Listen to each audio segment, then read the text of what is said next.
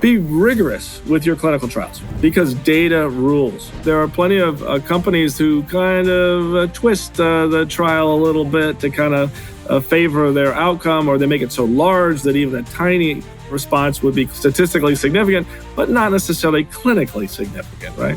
Being on the receiving end as the doctor of all this, this information and sales and marketing all these years, you get a pretty good idea of let's make this a decent study if you're going to go to the trouble. But that takes a risk. Just be careful not to underpower it, but it costs more. And sometimes you have to be prepared to fail. You'll learn something with the failures if you can stay funded. Welcome, MedTech Gurus. Today, as I mentioned in the introduction, we're joined by an incredible guest, Dr. Andrew Holman, CEO of Inmedix. Dr. Holman is a pioneer in precision medicine and the innovator behind CloudHRV, the first FDA-cleared platform to measure stress biology with medical-grade precision. His work addresses a staggering problem. 75% of autoimmune treatments fail, wasting $10 billion annually and leaving millions of patients in the dark. Inmedix technology changes that narrative, providing physicians with actionable insights in just 5 minutes, tripling remission rates in rheumatoid arthritis patients and unlocking a new era of personalized care. Beyond his clinical and entrepreneurial achievements, Dr. Holman is a champion for innovation, IP strategy, and the power of strategic partnerships to bring breakthrough technologies to market. Hey, Andrew, are you ready to be our guru today? Yeah, I'm very honored. Thank you for the invitation. Oh, it's great to have you. So first of all, let's start off with, telling us something about yourself or your family so we can get to know you a little bit better. Sure. So I'm a rheumatologist, and I buck the family business. I come from a family of lawyers, judges, and so forth. When I got into med school, my dad, who did a lot of pro bono work, said, finally, someone's got a decent job. So I take an unconventional approach to medicine. I'm a doctor that thinks like a lawyer, which is a little odd. It's not just a matter of memorizing the textbook. That unconventional thinking has really helped me a lot in looking at problems just from a little different point of view, especially when there's significant challenges. And it helped me tremendously to understand how stress is really a missing link in clinical care that affected my performance. Yeah, I like that. I think that kind of touching the legal background maybe helps, look at a little deeper into what's, maybe the problems and where some of the additional challenges might be that an individual is confronting. Is that what you're finding? Yeah, exactly. There are a lot of legal discussions where there is not a suitable answer, but it's a matter of debate and coming to some consensus. There's a lot of unknown in medicine, and there's a lot of unknown, which gets my attention. So taking that approach rather than just being a walking encyclopedia, which is important, right? You've got to pass your boards. I like a good puzzle, and I like rooting for the underdog. Yeah. Oh, I love that. So you've spent 2 decades, if I've got this right, bringing Inmedix from concept to reality. And I'm just kind of curious. I mean, that's a long journey. What kept you motivated through that journey? And maybe what were some of those pivotal moments that got you to where you're at today? Well, it's interesting to look back on this because I'm an entrepreneur that started at 55. I was a practicing rheumatologist. Rheumatology is known as the consult of last resort for a reason. We take care of autoimmune disease. I studied fibromyalgia. I had an approach with patients where I never left the room when they were crying. I feel very proud of that, of all my accomplishments. And so I would just stick with it. I also believed fundamentally that patients, particularly with fibromyalgia, were not making it up. They were disparaged. I took a bit of heat myself, but eventually sorted out how dopamine controls the stress response that blocks the sleep that is integral to solving that problem. So, it's the discovery that motivates you. And when you find answers, you're excited about it and it keeps you going. In my world, it's about adding validation. I do studies work. What drives me is what's the proof point? So that takes time. Yeah, I love it. And as you said, you're looking deeper for some of those answers, so that it does take time, right? Yes. Yeah, absolutely. So Andrew, CloudHRV measures stress as a sixth vital sign, which I find interesting. And I'm wondering if you can help us understand what that means and why this is so critical in chronic disease treatment. Can you provide us some insights here? Happy to. This is the elephant in the examination room. We all know it matters. The patient knows. The doctors know.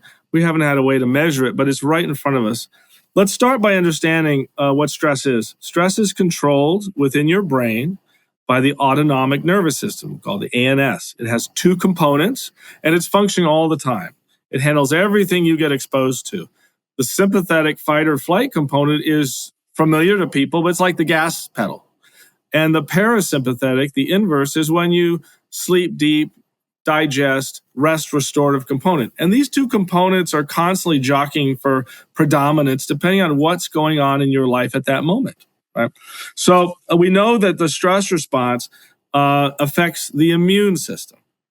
We all know it affects cardiovascular, run from the bear, pulse, heart rate. Yes, but in the fight or flight survival, the stress response and the autonomic response affects what's called pro-inflammatory cytokines and T cells. So it was essential to find a way to measure this factor and identify to what degree is it making a difference. And then, of course, trying to mitigate it. So I was very fortunate that I got exposed to some very interesting people who peddled this very advanced algorithm for a modern form of heart rate variability to professional athletes. Let me step back. Heart rate variability, some will know what that is. If they have a Whoop or a Ring or Fitbit and so forth, it measures the beat-to-beat timing of your heart. When you have a heart rate of 60, you don't actually have a beat every second.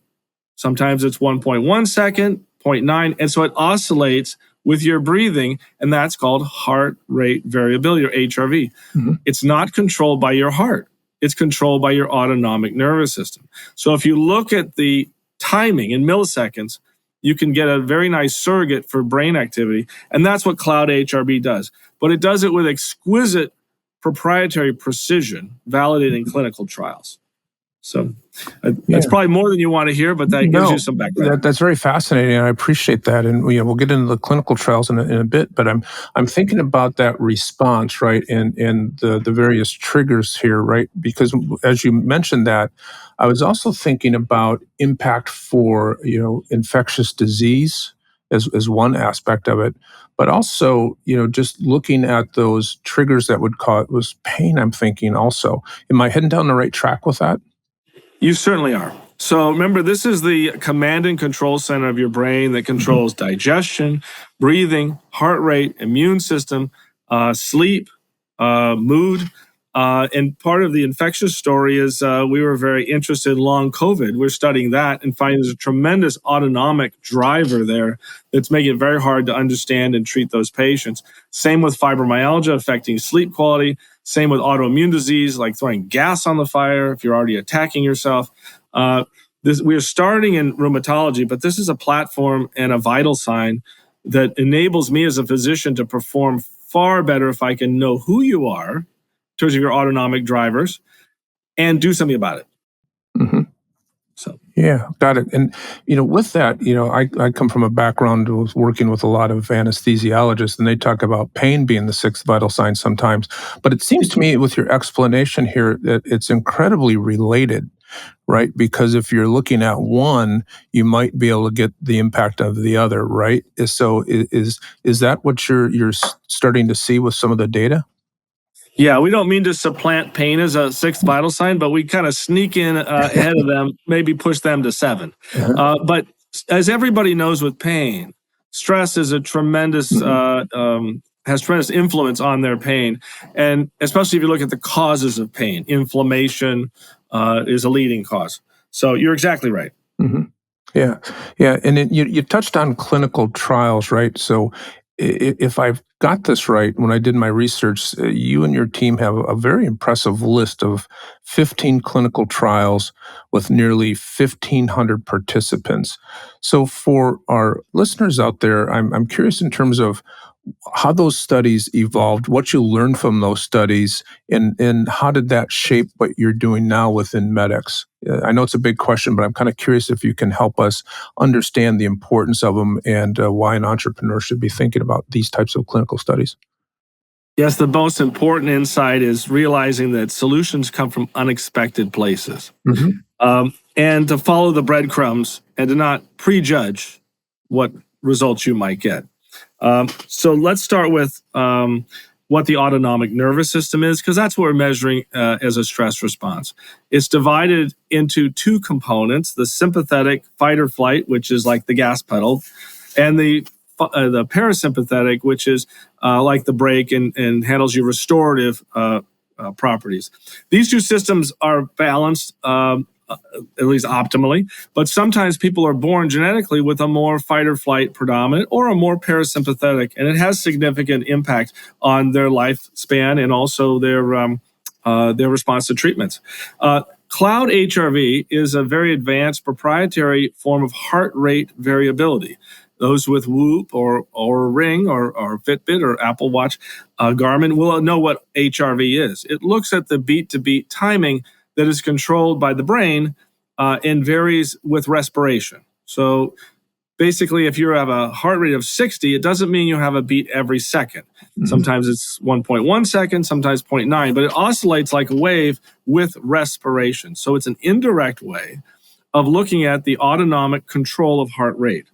So we were able to bring this precision instrument that basically comes from professional sports through the FDA and into the doctor's office to measure this very important component of human physiology, the autonomic nervous system, in 5 minutes.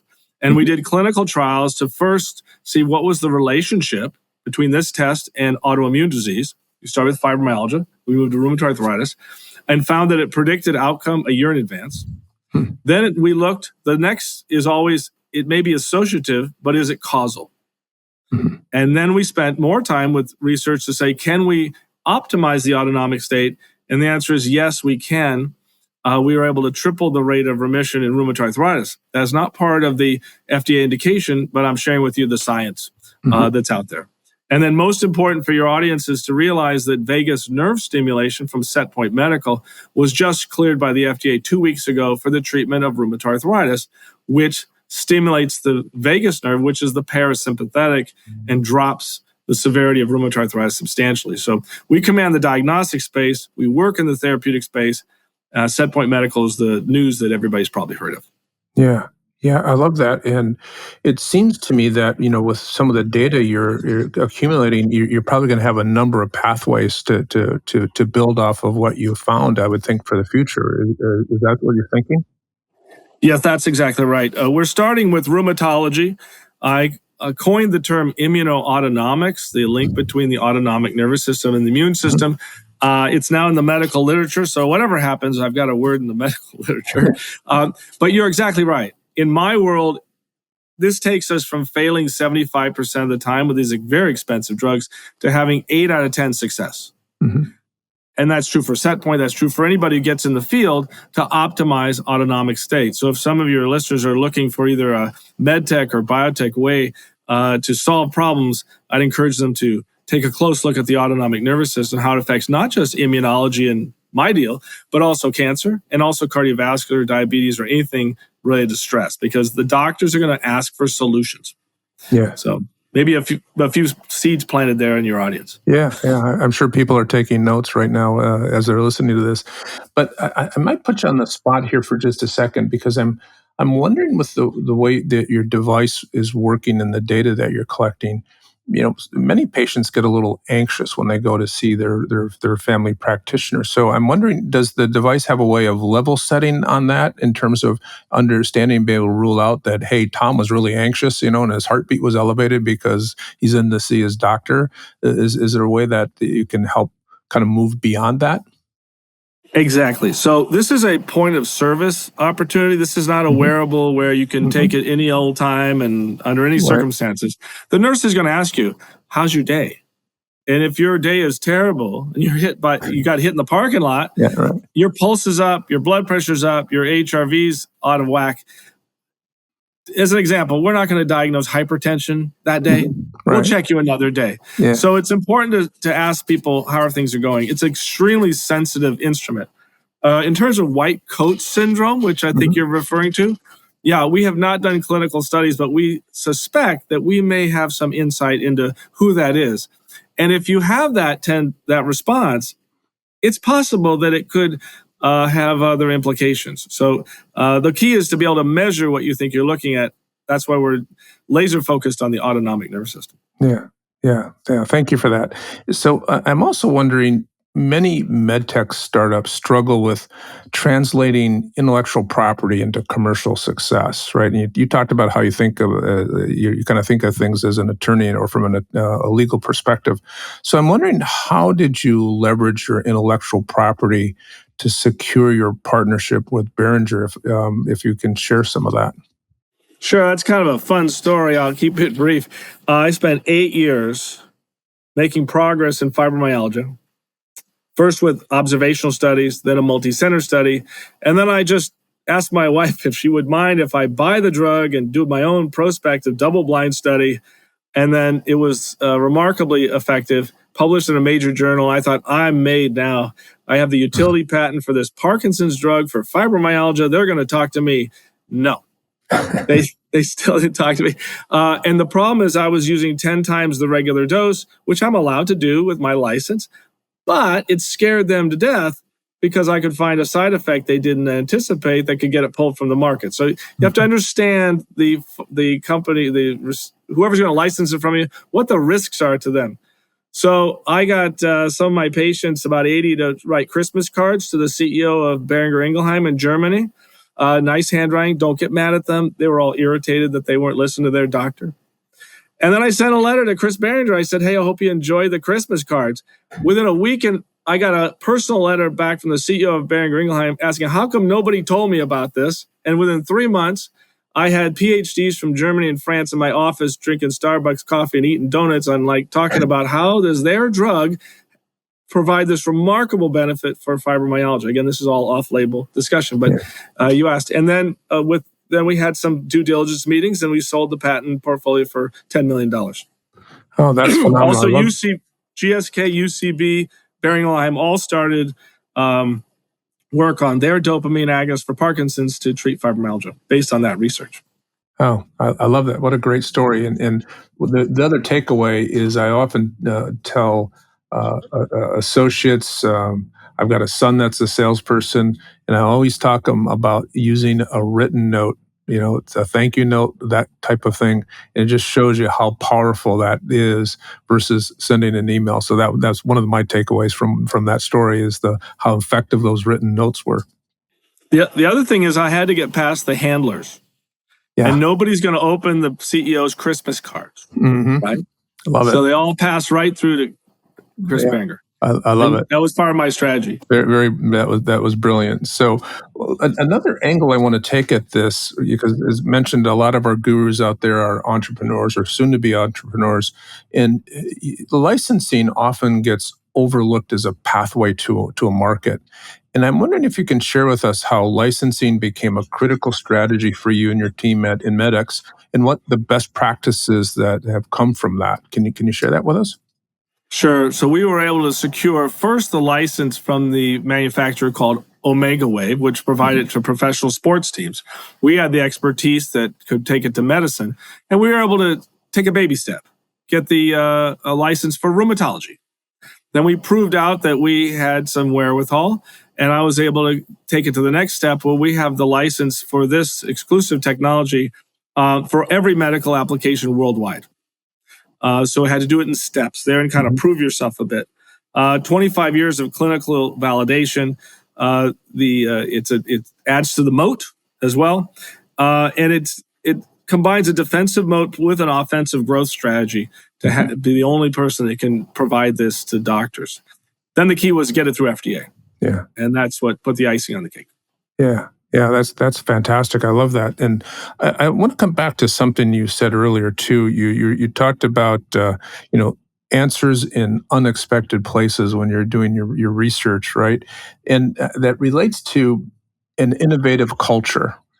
And, when it comes to building an organization that has a culture of innovation, that's not an easy thing. So I'm wondering if you can share with us what best practices or values that you use to help foster this feeling of innovation and this type of culture at Inmedix. Can you share that with us? Sure. I don't know if I've tried anything specific, but I've had conversations with everyone on my team, other innovators, other physicians. It's important to listen. It's Hmm. important to question dogma. It's important for people to tell you what they're thinking because sometimes the innovation comes from somebody else. It's not always my idea. So people need to feel included, valued, and part of the team. They understand I need to make the decision, but they all have a voice that gets heard. I think that's important. In our world of rheumatology, it's rheumatoid arthritis is poorly understood and very expensive and heartbreaking when you're not in that 25% response rate. So the unmet need is clear. It screams out for innovation. Hmm. But unfortunately, the tendency in business, in a lot of medicine, to get grants is iteration. There's a place for iteration, Hmm. but I encourage people take some of your, your time and your resources to be innovative. You don't need to put all your bets on innovation, but Hmm. try. And the other surprising recommendation I would give, which is probably not going to be well received, is be rigorous with your clinical trials because data rules.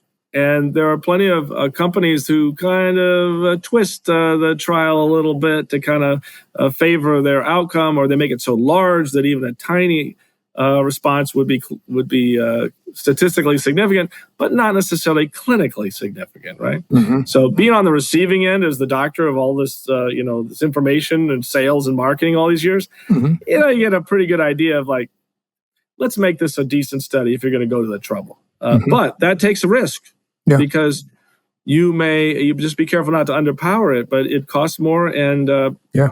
sometimes you have to be prepared to fail. You'll learn something with the failures if you can stay funded.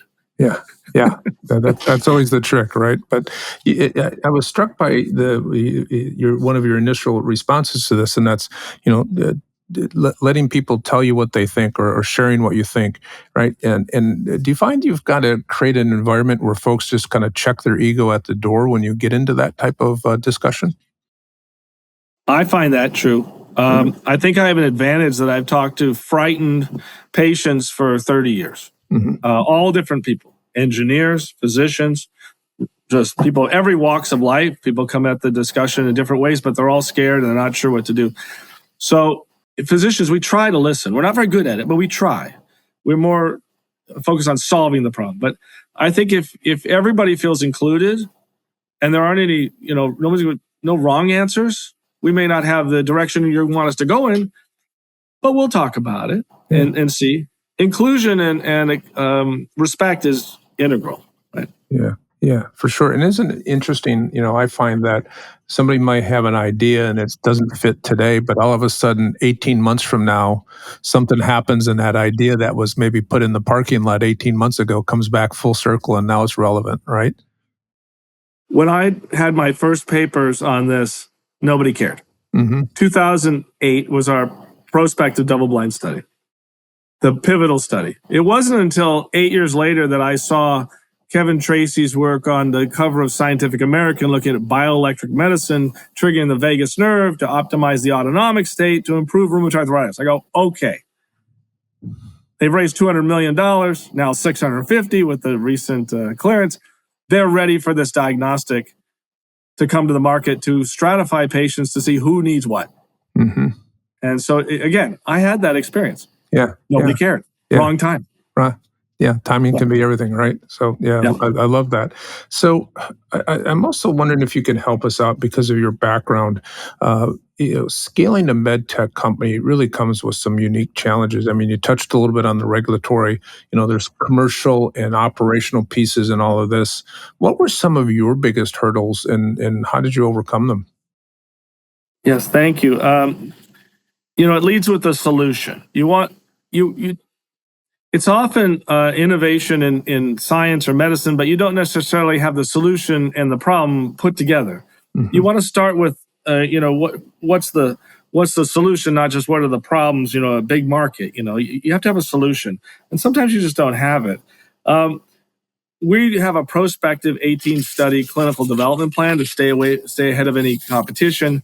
We have a team experience from Exogen and Crescendo Bioscience. So surround yourself with people smarter than you. And if you can focus on their expertise and proven track record, you can't beat that. And then issues really, at least in my world, is clinical evidence. Do you have the clinical evidence or not? We know that you can have a good liquidity event by selling whatever you're doing. When you just go from phase 1 to phase 2, it doesn't get to the market, but you build up its value and you can have a decent investment and an exit. We know that's true. In the diagnostic field, it's not quite the same as a therapeutic, right? So you've got to have the goods. Either it works or it doesn't. So be selective, be critical, question yourself, and ask yourself, is the doctor going to use this or not? And if they are, why? I'm the customer. So that's front and center with me every day. Yeah. Why would I use this? Triple the rate of remission in rheumatoid arthritis, predict outcomes, add a vital sign, and it's a revenue stream. And then also we have 85% SaaS margins because we're a digital diagnostic that's paid for by insurance. Yeah. I've got plenty of reasons I'm going to do it. Yeah, it sounds like it. I think I just heard part of the elevator pitch there too. Probably so. So, Andrew, kind of build on that too for a moment. As a clinician and an entrepreneur, I'm wondering, what advice would you give our innovators out there who are trying to align, science, business, and patient care in their ventures? That's a lot of things to be juggling. Do you have any words of wisdom? Well, passion is an overused word, but it's essential. So if you're passionate about something and you have deep understanding, you're way ahead of the game, as opposed to just looking for an opportunity. Pick something you're an expert in, or your partner's an expert in, and work on that. I told you about the Christmas cards and so forth. It's about being resilient. It's about saving for a rainy day. Have a contingency plan. Don't spend all of that raise you just got. Keep some, be careful, be cautious, be conservative, but be resilient. That's my best advice I could give any entrepreneur. Yeah, that's fantastic. So, Andrew, this really seems like an exciting time for you and your team at Inmedix. What does the future hold, and where are you going from here? Well, it is a really exciting time. This has been a 25-year journey with the research, waiting for the rest of the world to care, getting the license 10 years ago, finally getting FDA clearance in January. We've been funded by angels only. We're trying to get some institutional love to take this nationally. We've just added Johns Hopkins that is using ours for their chronic Lyme disease studies. So that's a pat on the back we really appreciate. We've soft launched it in Michigan, Oregon, and Florida and Washington. And we've demonstrated that our projections on utilization are spot on. It's being used quite a bit, and it's being paid for by insurance. You don't know those things until you get out there. So we're moving from the soft launch to a national launch. It's just a matter of capital and the manufacturing transfer to get these things made. Again, we're a highly regulated company. So we're raising a Series A to get us to cash flow positive by early 2027. Again, we have SaaS margins, so it's a different kind of thing. We're also looking for strategic partners because as a clinician, I'm not just happy to test people. I want to be part of the thinking behind how do we fix this beyond what the restless leg drugs we used or the vagus nerve stimulation, it's an implant. How about a non-implantable? Treating sleep apnea. We've got a few things we can do for these poor people. But can you imagine if there were a small molecule that's safe and that increases your parasympathetic? Who's going to use that? Cardiovascular docs. People worry about hypertension, stroke, autoimmune disease, cancer, behavioral issues, sleep, chronic pain. You cannot afford to have the sympathetic nervous system overactive in your lifetime. Your doctor will not perform. you won't be as happy as you could be.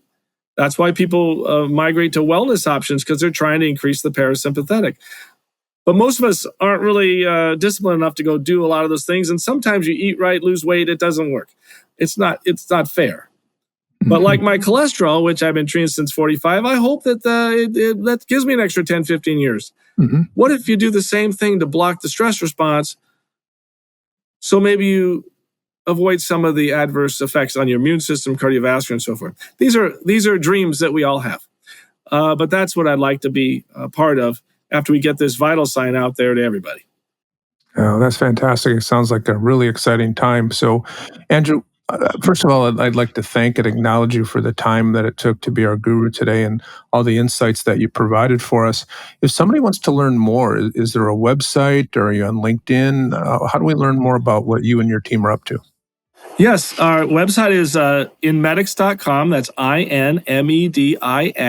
It's kind of scaled down because we're regulatory, reviewed all the time.